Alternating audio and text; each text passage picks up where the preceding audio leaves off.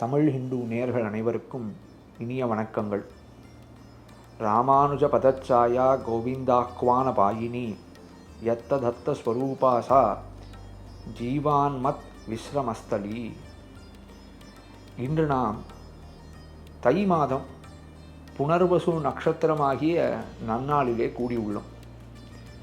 இது கோவிந்த பட்டர் சுவாமி எம்பார் என்று கொண்டாடப்படக்கூடிய ஒரு பெரிய ஆச்சாரியரின் திருநக்ஷத்திர உற்சவமாக அமைகிறது. சுவாமி ராமானுஜரின் சிஷ்யனாக இவர் திகழ்ந்து நம் ஆச்சாரிய பரம்பரையே எம்பெருமானாருக்கு பிறகு சுவாமி ராமானுஜருக்கு பிறகு அலங்கரித்தவராய் திகழ்கிறார். இவர் மதுரமங்கலம், ஸ்ரீபெரும்புதூர் பக்கத்திலே இருக்கக்கூடிய மதுரமங்கலம் என்ன ஒரு ஆச்சரியமான அபிமான ஸ்தலம். அந்த ஸ்தலத்திலே, அந்த ஊரிலே திருபவதாரம் செய்தவர் கோவிந்த பட்டர். ராமானுஜரின் ஆச்சாரியராக திகழக்கூடியவர் பெரிய திருமல நம்பிகள் என்று திருமலையிலே திருவேங்கடமுடையானுக்கு ஆகாச கங்கையிலிருந்து தீர்த்தத்தை எடுத்து நிதனும் பெருமாள் திருமஞ்சனத்துக்கு நித்தியபடியாக பெருமாள் திருமஞ்சனத்துக்கு கைங்கரியம் செய்து கொண்டு வந்தார் பெரிய திருமல நம்பிகள். அவருக்கு 2 தங்கைகள், ஸ்ரீதேவி, பூமிதேவி என்ன. அந்த பூமிதேவி என்று அவருடைய திருக்குமாரர் தான் சுவாமி ராமானுஜர். ஸ்ரீதேவி என்று கொண்டாடப்படக்கூடியவர்களின் குமாரர் சுவாமி கோவிந்த பட்டர். ஆக சுவாமி எம்பெருமானாருக்கு தேகத்திலேயும் அவர்களுடைய தேகபந்துவாகவும் சுவாமி திகழ்கிறார் சுவாமி கோவிந்த பட்டர். எம்பெருமானார் நம்ம ஸ்ரீ வைஷ்ணவ பரம்பரை, ஆச்சாரிய பரம்பரையே ரொம்ப அற்புதமானது. பெரிய பெருமாள் தொடங்கி ஆச்சாரியர்கள் அப்படியே நமக்கு அலங்கரித்து கொண்டு ஒரு ரத்ன ஹாரம் போலே ஒரு ஹாரம், ஒரு பெரிய நெக்லஸ் பார்க்குறோமோ இல்லையோ, இந்த ஹாரம் எப்படிப்பட்டது, ரத்னங்களாலே ஆன ஹாரத்தை பார்க்கிறோமே, அதே போல இங்கே குரு பரம்பரையாக ஹாரம் திகழ்கிறது. அதில் சுவாமி எம்பெருமானாருக்கு அடுத்தபடியாக திகழக்கூடியவர் சுவாமி எம்பார். இவர் இப்போ நம்ம ஆச்சாரியால் எல்லாரையும் பார்த்தா, நம்ம மகான்கள் எல்லாரையும் பார்த்தா, அவ எல்லாருக்கும் என்னென்னது பொதுவாக இருக்கும் அப்படின்னா ரொம்ப பெரிய ஞானம், அந்த பரம்பொருள் விஷயமாக இருக்கக்கூடிய சிறந்த ஞானம். அது ஒரு பட்சம். 2வது, இவர்களுக்கு அவர்களினுடைய ஆச்சாரியனிடத்தை, ஏன்னா எம்பெருமான் இருந்தாலும் நமக்கு அந்த எம்பெருமானோடு இருக்கக்கூடிய சம்பந்தத்தை நினைவூட்டுவது யாருன்னா நம்மளுடைய ஆச்சாரியன், குரு.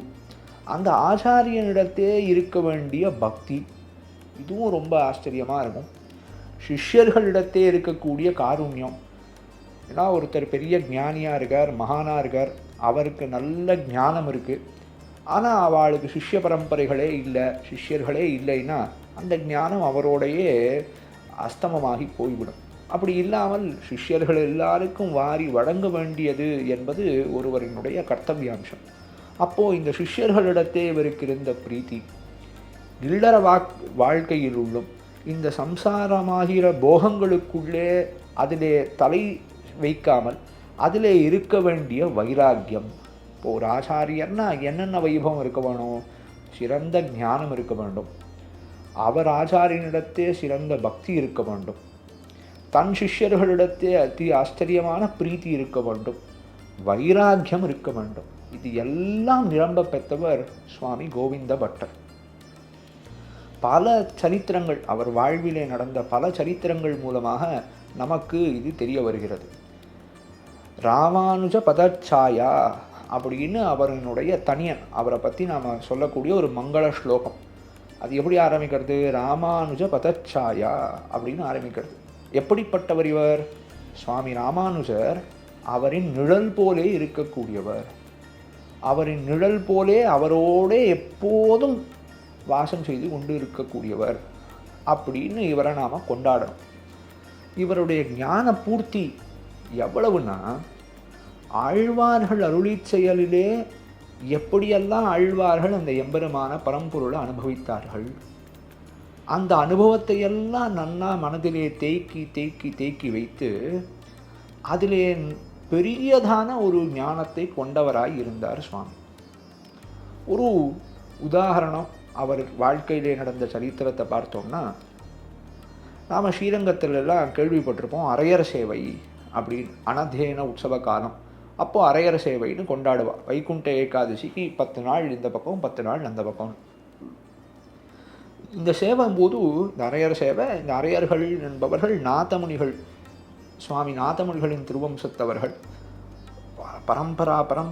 பரம்பரையாக ஸ்ரீரங்கநாதனுக்கு கைங்கரியம் செய்து கொண்டு வரக்கூடிய சார்வபௌமர்கள் அவர்கள்.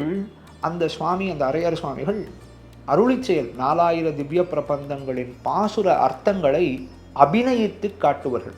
ஒரு பாசுரம் இருக்குன்னா அந்த பாசுரத்தில் ஆழ்வார் என்ன அனுபவிக்கிறார் என்பதை ஒரு அபிநயமாக காட்டுவார்கள்.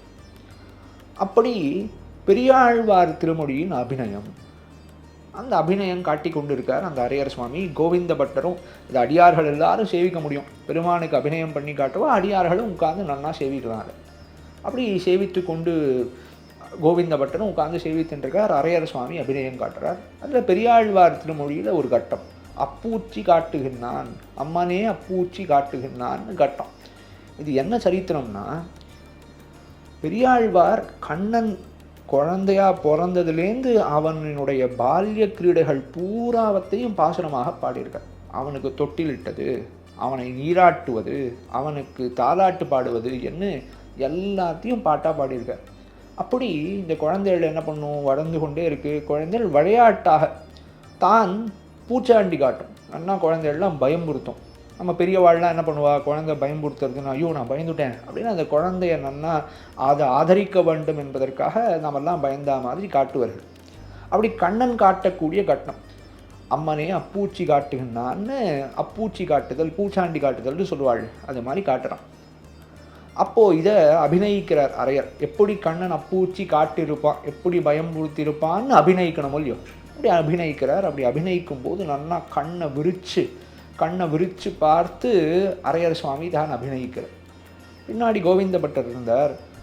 அப்படி கண்ணன் அப்பூச்சி காட்டியிருக்க மாட்டான், சங்கு சக்கரத்தை எடுத்து காட்டும், சங்கு சக்கரத்தை காட்டினா போலே அபிநயிக்கும்னு இவர் கோவிந்த பட்டர் காட்டி கொடுக்க, அடுத்த அபிநயம் ஒரு பாசுரத்துக்கே 2-3 அபிநயம் காட்டலாம் இல்லையோ. முதல்ல நல்லா கண்ணை விரித்து அபிநயம் காட்டிட்டு அடுத்து இந்த சங்கு சக்கரத்தை அபிநயமாக காட்டுறார். காட்டின உடனே சுவாமி எம்பெருமானார் அங்கே இருந்தார். இவருடைய ஆச்சாரியன் ராமானுஜர் அவர் இருந்தார். அவர் கேட்குறார், கோவிந்த பட்டரே உள்ளீரோ அப்படின்னு.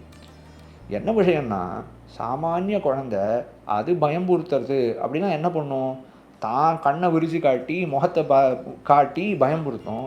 ஆனால் பராத்பரன் எம்பெருமான் ஆதியன் சோதி உருவை அங்கு வைத்திங்கு பிறந்துன்னு கண்ணன் எம்பெருமான் தான் பராத்பரன். அவன் அவன் பயம்புறுத்த போகிறான்னா என்ன பண்ணுவான், சங்கு சக்கரத்தை எடுத்து தன்னுடைய நிஜ ஸ்வரூபத்தை காட்டினா குழந்தைகள்லாம் இவன் நம்ம கண்ணன்னு நினச்சிட்டு இருக்கு, நேர இப்படி சங்கு சக்கரத்தை காட்டினோன்னு இவன் வேறு யாரோன்னு பயப்படுமோ இல்லையோ. அதுதான் அப்பூச்சி காட்டுதல் என்பது விசேஷார்த்தம்னு சுவாமி காட்டி கொடுக்க அந்த அபிநயத்தை அரையர் புரிந்தார். ஆக எவ்வளவு தூரம் அருளி செயலிலே ஆலங்கால் பட்டு அந்த அர்த்த விசேஷங்களிலே மனது ஊன்றி இருந்தால் இந்த மாதிரியான அனுபவங்கள் எல்லாம் ஏற்படும்னு நாம் அறிய வேண்டும். ஆக ஞானத்திலே மிக சிறந்தவராய் சுவாமி திகழ்ந்தார் கோவிந்த பட்டர் என்று கொண்டாடப்படக்கூடியவர். இவரின் ஞானம் அவ்வளவு வசந்ததுன்னா அவரினுடைய ஜீவகாருண்யமும் அவ்வளவு வசந்தது. காவேரி கரை, அந்த கரையிலே ஒரு பாம்பு, அந்த பாம்பு வாயில் சுவாமி ஏதோ செய்து கொண்டிருக்கான். அந்த பாம்பு வாயிலேருந்து ஏதோ எடுத்துட்டு அது மேலே பட்டாச்சுங்கிறதுக்காக நல்லா காவேரியில் தீர்த்தம் ஆடிட்டு வந்தார். இது சுவாமி எம்பெருமானார் ராமானுஜர் பார்த்துட்டார். அவர் கேட்குறார், என்ன ஆகிடுத்து, ஒரு பாம்பு சர்ப்பம் அதோட போய் என்ன அந்த வாயில் என்ன பார்த்துருந்தீர், என்ன பண்ணிட்டுருக்கீர் அப்படின்னு கேட்க வச்சு அவர் சொல்கிறார், இல்லை சுவாமி அந்த பாம்பு ரொம்ப சர்ப்பமானது துடிச்சு கொண்டு இருந்தது, அதனுடைய வாயில் ஏதோ ஒரு முள் குத்தி போயிடுது, முள் தைத்து போயிடுது, அதனால் ஒரே அது கஷ்டப்பட்டு இருந்தது, அதனால் அந்த முள்ளை எடுத்து விட்டேன்னு சுவாமி தெரிவித்தார். ஒரு சர்ப்பம், இந்த சர்ப்பத்தை எங்கேயாவது பார்த்தா அதுலேருந்து விலகி போவா, இல்லை அதை அடிக்க முற்படுவா. அதற்கு காருண்யம் காட்டுவது என்ன விஷயம், எம்பெருமான் சிருஷ்டி இது, அந்த சிருஷ்டியிலே எல்லா ஜீவராசிகளுக்கும் காருண்யத்தை காட்ட வேண்டும். அப்படின்ற எண்ணத்தோடே நம் ஆச்சாரியர்கள் மகான்கள் பூர்வர்கள் திகழ்ந்தார்கள். ஆக ஒரு பாம்பு கஷ்டப்படுறதுனா கூட அந்த பாம்பு கூட கஷ்டப்படக்கூடாதுன்னு மனதிலே நினைக்கக்கூடியவர்கள் அந்த துரும்பை எடுத்து தான் ஸ்நானம் பண்ணி கொண்டு வருகிறார் என்னால் எந்த அளவுக்கு ஜீவகாருண்யத்தோடு அவர் திகழ்ந்தார்னு நாம் பார்க்க முடிகிறது. ஞானமாகட்டும், அந்த ஞானத்துக்கு அனுகுணமான அனுஷ்டானங்களாகட்டும், வைராக்கியமாகட்டும், சம்சாரத்திலே இருக்கக்கூடிய எந்த ஆனந்தமும் நமக்கு வேண்டாம் என்று அவர் சந்நியாச ஆசிரமத்தை ஸ்வீகரித்தவராக தான் திகழ்ந்தார் கோவிந்த பட்டர். அந்த சந்நியாச ஆசிரமத்தை ஸ்வீகரித்து கொள்ளும் போது தான் எம்பெருமானார் அவருக்கு எம்பார் அப்படிங்கிற திருநாமத்தை இடுறார். எம்பெருமானாரினுடைய அப்படியே ஒரு குறைச்ச வார்த்தையாக அதனுடைய அப்ரிவேட்டட் ஃபார்ம்னு சொல்கிறாளே, அதைத்தான் நாம் எம்பார் அப்படின்னு பார்க்கிறோம். எம்பெருமான், எம்பெருமானார், எம்பார் என்று கொண்டாடப்படக்கூடியதாக அவரின் திருநாமம் அமைகிறது. ஞான பூர்த்தியாகட்டும், ஜீவகாருண்யமாகட்டும், இவரினுடைய சிஷ்யர்கள் தான் சுவாமி பராசர பட்டரும் கூரத்தாழ்வான் அப்படின்னு எம்பெருமானாருக்கு இன்னொரு சிஷ்யர். இவரை போலவே ஆத்ம குணங்களுக்கு எல்லை நிலம். எல்லா நல்ல குணங்களுக்கும் ஒரு இருப்பிடம் காட்ட வேண்டும், ஒரு உதாரணம் காட்ட வேண்டும். ஸ்ரீ வைஷ்ணவ லக்ஷணத்துக்கு உதாரணம் காட்ட வேண்டும்னா அது சுவாமி கூரத்தாழ்வான். இவருடைய சகபாட்டி எம்பெருமானாருக்கு சிஷ்யர்களாக திகழ்ந்த முதலியாண்டான் கூரத்தாழ்வான் எம்பார் என்று இருக்கக்கூடியவர். அவரினுடைய திருக்குமாரர்கள் 2 பேர், பட்டர், வேதவியாச பட்டர், பராசர பட்டர். அந்த குழந்தைகள் பிறந்த உடனேயே அந்த குழந்தைகளை கூட்டிகிட்டு வரும்போதே இந்த குழந்தைகளுக்கு ஒன்றும் ஆகக்கூடாது, இந்த குழந்தைகள் சௌரியமாக இருக்கணும், ஸ்ரீ வைஷ்ணவ ஸ்ரீயோடு இருக்கணும் அப்படின்ற ஆதரத்தோடு துவய மகாமந்திரத்தை ஜபித்து கொண்டே வருகிறார் எம்பார். இதை பார்த்தார் சுவாமி எம்பெருமானார். பார்த்து பயம் பரிமளிக்கிறது, குழந்தைகள் ரக்ஷணத்தில் இவ்வளோ ஆர்வமாக இருக்கிற, நீர் தான் இவர்களுக்கு ஆச்சாரியனாக வேண்டும் என்று சிஷ்யனாக பராசர பட்டரையும் வேதவியாச பட்டரையும் ஏற்றுக்கொண்டார் சுவாமி எம்பார். ஆக சிஷ்யர்களிடத்தேயும் பெரிய ஒரு ஆதரத்தை உடையவராக சுவாமி எம்பார் திகழ்ந்தார். ஆத்ம குணங்களுக்கெல்லாம் இருப்பிடமாக இருந்தார். அவரினுடைய ஆச்சாரிய பக்தி, அதுக்கு பல உதாரணங்கள் இருக்கு. இவர் பெரிய திருமல நம்பிகள் கீழே தெரிவித்த மாதிரி திருமலையில இருந்து பெரிய திருமல நம்பிகள் கைங்கரியம் செய்து கொண்டு வருகிறார். அந்த சந்தர்ப்பத்தில் இவர் அவருடைய சிஷ்யர். இவர் தான் அவருக்கு படுக்கையை சமைப்பது. ஒரு சிஷ்யனுக்கு என்ன கடமை? ஆச்சாரியனுடைய தேகத்தை நன்னா போஷாக்காக பார்த்துக்கிறது, நன்னா இருக்கணும், ஆச்சாரியனுடைய தேகத்துக்கு எந்த நோவும் வரக்கூடாது அப்படின்னு. அப்படி பார்த்துட்டு இருக்கிற சமயத்தில் அவருக்கு வேண்டிய அந்த படுக்கையெல்லாம் இவர் தான் சமைப்பார். அந்த படுக்கையை தயார் பண்ணுறதெல்லாம் இவர் தான் செய்கிறது. அப்படி செய்யும்போது நன்னா படுக்கையை தயார் பண்ணிட்டு ஒரு வாட்டி இவர் படுத்து எழுந்துக்கிறார். அந்த படுக்கையை தயார் பண்ணிட்டோன்னு, ஐயோ இது என்ன, ஒரு பெரிய ஆச்சாரியன் மகான் வரார், நம்ம ஆற்றுக்கு ஏழ்றார் நம்ம கிரகத்துக்குன்னா அவருக்கு ஒரு ஆசனத்தை விட்டு இந்த ஆசனத்தில் நாம் உட்காந்துப்போமா? அவரை தானே ஏழை பண்ணுவோம். அதே போல் ஒரு ஆச்சாரியன் அவருக்கு படுக்கை நாம் தயார் பண்ணிட்டு அதில் போய் நாம் படுத்துக்கிறதா? அவருக்காகவும் இந்த படுக்கையை நம்ம ஏற்பாடு பண்ணுறது. ஒரு பெரியவர் இருக்கச்சே நம்ம கீழே படுத்துக்கிறது, அவருக்கு அந்த படுக்கையை சமர்ப்பித்து கொடுக்கறது தானே வழக்கம். அதுவும் ஆச்சாரியனாக இருக்கும்போது இதை செய்யலாமா அப்படின்னு கேட்கறச்சே அவர் சொல்கிறார், இது தவறு, இதில் ஒன்றும் சம்சயம் இல்லை, எனக்கு அதுக்கு நரக்கமே கிடைக்கட்டும் இந்த தவறுக்கு. ஆனால் நான் இது எதற்கு செய்தேன்னா, எங்கள் சுவாமி திருவேங்கடமுடையானுக்கு கைங்கரியம் செய்து கொண்டு நன்னா திருக்கண் வளர்ந்து அருளுகிறார். அதாவது சைனத்துக்கு போகிறார்.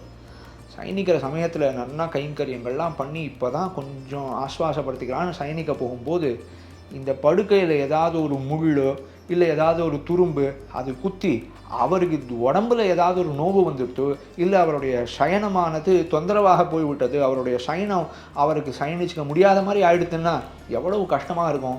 அதெல்லாம் எதுவும் இல்லைன்னு எப்படி நிச்சயம் பண்ணுறது? இதுக்காக நான் படுத்துட்டு பார்க்குறேன். படுத்துட்டு பார்த்து எந்த துரும்பு எதுவும் இல்லை, எதுவும் என்னை குத்த மாட்டேங்கிறதுன்னு நிச்சயம் பண்ணின உடனே அவருக்கு இந்த படுக்கையை கொடுக்குறேன்னு சுவாமி தெரிவித்தாராம்.